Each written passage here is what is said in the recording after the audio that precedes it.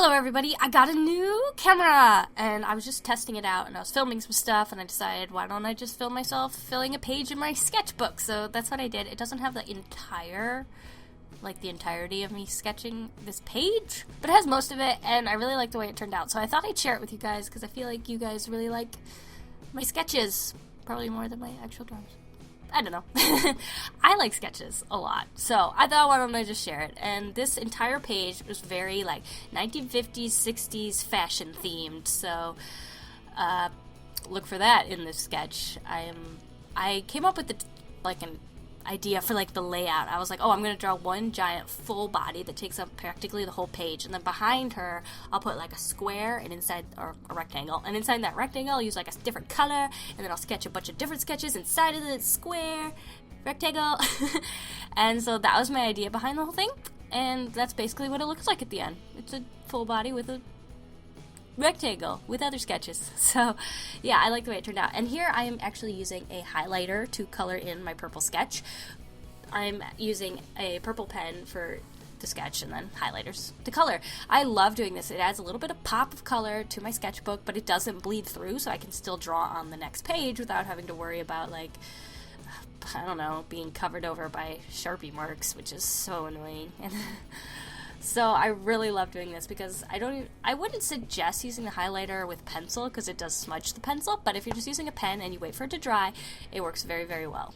And you don't have to use purple, you could use any color. And I actually used the purple highlighter with the blue highlighter just to add some more dynamic to the coloring. I don't know. It turned out pretty cool. I liked it. I was really experimenting with this page because that's what having a sketchbook's all about.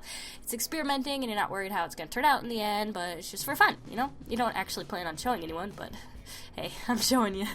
So yeah, here's my drawing. Anyway, I think I am just touching up the sketch. Oh, I'm adding a border to the outside of her because I want her to stand out from the other sketches that are going to be inside the rectangle. So that's what I'm doing. I'm actually using a gel pen for that. A purple one, of course, because it's my favorite color. Can you tell? It's everywhere. Anyway, now I'm starting a sketch. I used Pinterest for most of the references for this because I was like, I need to practice a little bit more with my proportions and my body, so I thought I would use references this time. If you just search 1950s, 60s fashion in Pinterest, I think you'll see some of these pictures in there, I think. Yeah, this one's like a girl with this giant, like, comb or back combed poof on top of her head, so I really wanted to draw that, and she had her hand, like, in front of her face, which I thought would be really fun.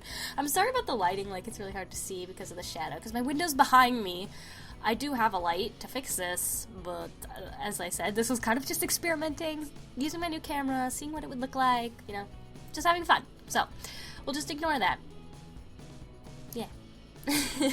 So here I'm using an orange, I'm actually not using a pen, I think it's actually more of a burnt red color.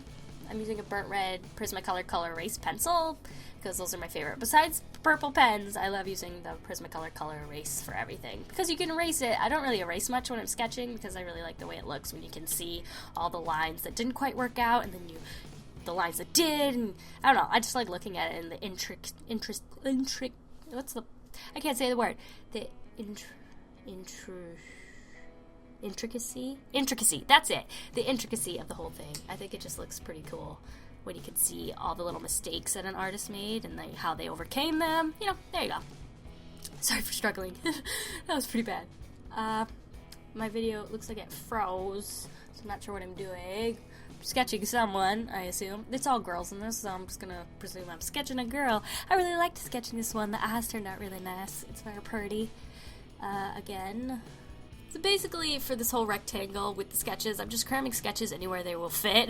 There's not really a rhyme or reason to it. I'm just trying to fill up the space and make it look cool and, like, busy, but, like, not busy. Because there's so much white space in this layout because I decided to fit them all into a rectangle. There's white space on the top and there's white space on the bottom. So I really wanted to cram that rectangle so there'd be more contrast. And when you're doing a sketchbook, and you want it to look pretty cool, the word you need to know is contrast. So if you use like a really bold color, use like light colors like on the side. You just want to be very contrast. As for now, I think I am done drawing. So thank you guys for watching.